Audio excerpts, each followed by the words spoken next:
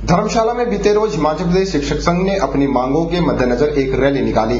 PTA शिक्षक खुद को राजनीतिक द्वंद्व में पिसा हुआ महसूस कर रहा है और अब संघ ने अपने आंदोलन को और तेज किए जाने का मन बनाया है। हिमाचल प्रदेश पीटीए शिक्षकों ने अपनी मांगों के चलते आंदोलन तेज कर दिया है। बीते रोज हिमाचल प्रदेश पीटीए संघ ने धर्मशाला में अपनी जिला स्तरीय रैली का आयोजन किया। रैली में लगभग 400 पीटीए शिक्षकों ने भाग लिया और वर्तमान प्रदेश सरकार के खिलाफ जमकर नारेबाजी की। इस मौके पर पीटीए संघर्ष समिति के प्रदेश अध्यक्ष विवेक मेहता ने कहा कि मुख्यमंत्री के आश्वासन मिलने के बावजूद पीटीए शिक्षक निकाले गए हैं। उन्होंने कहा कि आज पीटीए शिक्षक राजनीतिक द्वंद्व में पिस रहा है। मगर देखने में ये आ रहा है कि गवर्नमेंट बार बार हम लोगों को एक तरह से धोखा दे रही है। हमने पिछले 2 आंदोलन भी लड़े और ये खास कहना चाहूंगा कि मुख्यमंत्री महोदय के सम्मान में ही हमने आंदोलन खत्म कर दिए जब उन्होंने कहा कि अब कोई पीटीए शिक्षक नहीं हटेगा। मगर हाल ही में प्रमोशन द्वारा हमारे लगभग 150 शिक्षक हटा दिए गए। अब स्थिति ये है कि हमारा जो समय है वो बीतता जा रहा है। 5-5 साल हम नौकरी में हो चुके हैं हम लोगों को, और अब हमारा जो स्वर्णिम अवसर था हमने इंस्टीट्यूशंस को दे दिया है। मगर अब हमारी समझ से बाहर है कि हम जाएं तो कहां जाएं। एक सरकार एक पॉलिसी के तहत हमें रखती है और दूसरी सरकार हमको निकाल देती है। और इतना सब कुछ हो जाने के बाद पिछले 1.5 साल में इतना पीटीए जो इतना ज्यादा राजनीतिक रंग मिला है इसको सभी लोग जानते हैं। देश यहाँ पर सामने आ रहा है। लड़ाई कहीं है, टकराव कहीं है और बीच में पीछे जा रहे हैं पीटीए शिक्षक। विवेक मेहता ने बताया कि संघ आने वाली 24 जुलाई को शिमला में एक शांति मार्च का आयोजन करने जा रहा है, जिसके बाद वे अपना 3 सूत्रीय मांग पत्र मुख्यमंत्री को सौंपेंगे। इस मौके पर विवेक मेहता ने अपनी मांगों को भी पत्रकारों के समक्ष रखा। हम गवर्नमेंट को ये बताना चाहते हैं कि फिलहाल हम 24 तारीख तक इस तरह के छोटे मोटे प्रदर्शन करेंगे और 24 को एक शांतिपूर्वक प्रदर्शन होगा सचिवालय के बाहर। वहां पर हमारा 3 सूत्रीय मांग है, जिसमें सबसे पहली जो मांग है वो ये कि पीटीए शिक्षकों को किसी भी अपॉइंटमेंट, ट्रांसफर और प्रमोशन द्वारा ना हटाया जाए।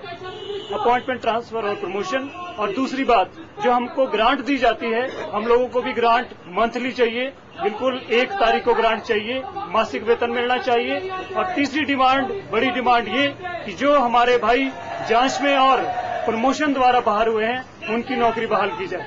ये सारी चीजें हम लोगों को लिखित में चाहिए, क्योंकि इससे पहले मौखिक ही कार्य हुआ है और अब हम रिटर्न ऑर्डर चाहते हैं, एक अधिसूचना जारी करे सरकार। उन्होंने मांगे न माने जाने की सूरत में अपना आंदोलन और तेज किए जाने की बात भी कही। निर्भीत निपी के चैनल।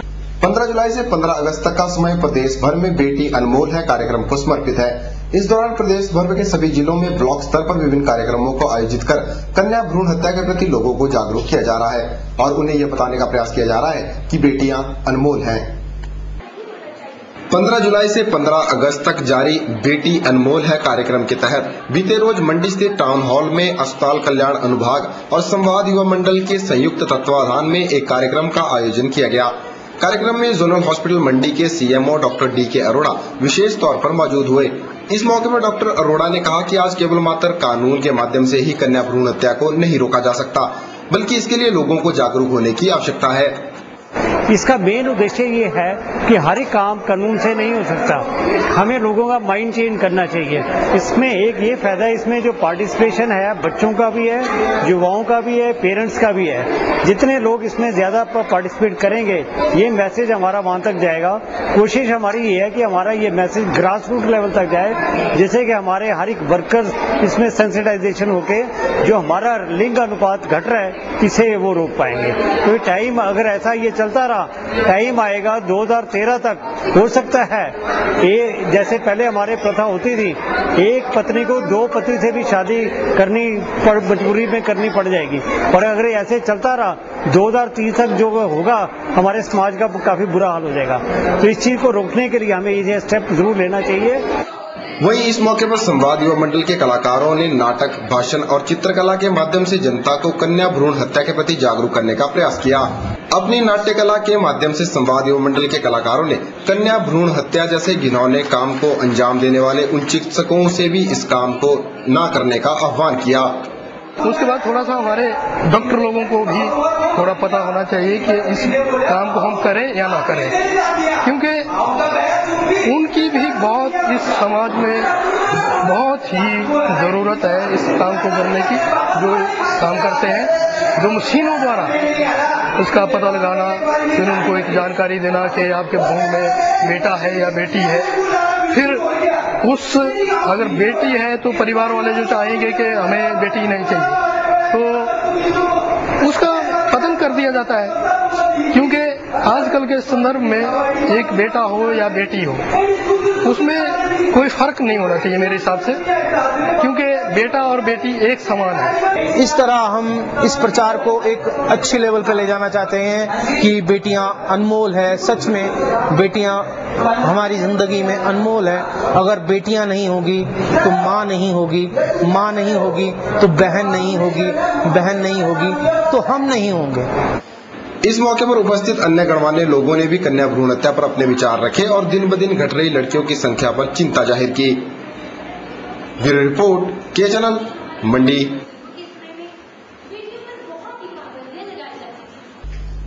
बिलासपुर जिला के प्रसिद्ध शक्तिपीठ नैना देवी में पिछले साल हुए दर्दनाक हादसे से सबक लेकर इस वर्ष प्रदेश सरकार और जिला प्रशासन पूरी तरह से सतर्क नजर आ रहा है। आने वाले नवरात्रों की तैयारियों को पूरा कर लिया गया है। पुलिस और प्रशासन ने सुरक्षा प्रबंधों को लेकर कोई कसर नहीं छोड़ी है। आने वाले नवरात्रों की तैयारियों को पूरा करते हुए इस वर्ष बिलासपुर जिला के प्रसिद्ध शक्तिपीठ नैना देवी मंदिर में सुरक्षा प्रबंधों को सुदृढ़ बनाया गया है। बीते रोज वन एवं पर्यावरण मंत्री जगत प्रकाश नड्डा ने स्थानीय विधायक रणधीर शर्मा के साथ सुरक्षा प्रबंधों का जायजा लिया। इस मौके पर नड्डा ने मंदिर पहुंचकर पूजा अर्चना भी की। इसके उपरांत नड्डा ने अधिकारियों के साथ समीक्षा बैठक की। बैठक उपरांत पत्रकारों से बात करते हुए नड्डा ने बताया कि आने वाले नवरात्रों के दौरान मंदिर परिसर को 9 सेक्टरों में बांटा गया है और सभी सेक्टरों में एक सेक्टर मजिस्ट्रेट तैनात किया जाएगा। जिले के संबंधित अधिकारी उपस्थित थे।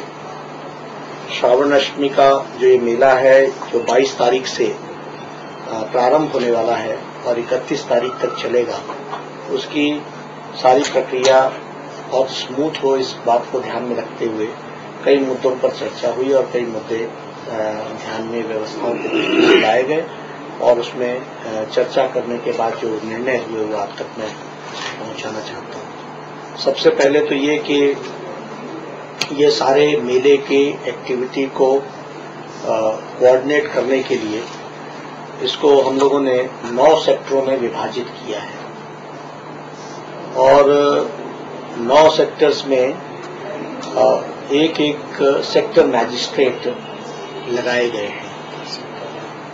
तहसीलदार रैंक के ऑफिसर्स लगाए गए हैं।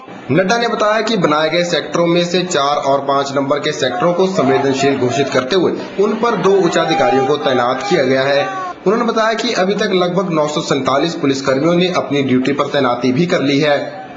इसमें जो 4 और 5 सेक्टर्स हैं जो थोड़े सेंसिटिव हैं, उसमें हम लोगों ने 2-2 ऑफिसर्स, 2-2 तहसीलदार लगाए हैं।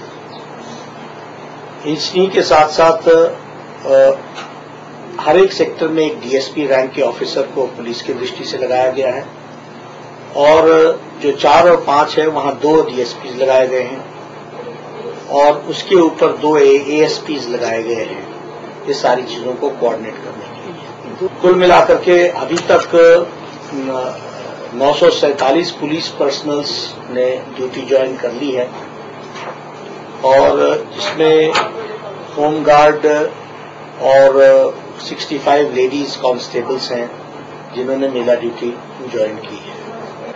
बहरहाल सरकार और प्रशासन अपने सुरक्षा इंतजामों को लेकर पूरी तरह से आश्वस्त नजर आ रहा है। उम्मीद की जा सकती है कि नवरात्रों के दौरान उमड़ने वाले श्रद्धालुओं की भीड़ पर प्रशासन पूर्ण नियंत्रण रख पाएगा। अनुज खजूरिया, के चैनल, नैना देवी। एक नजर कार्यक्रम के इस अंक में फिलहाल इतना ही। नमस्कार।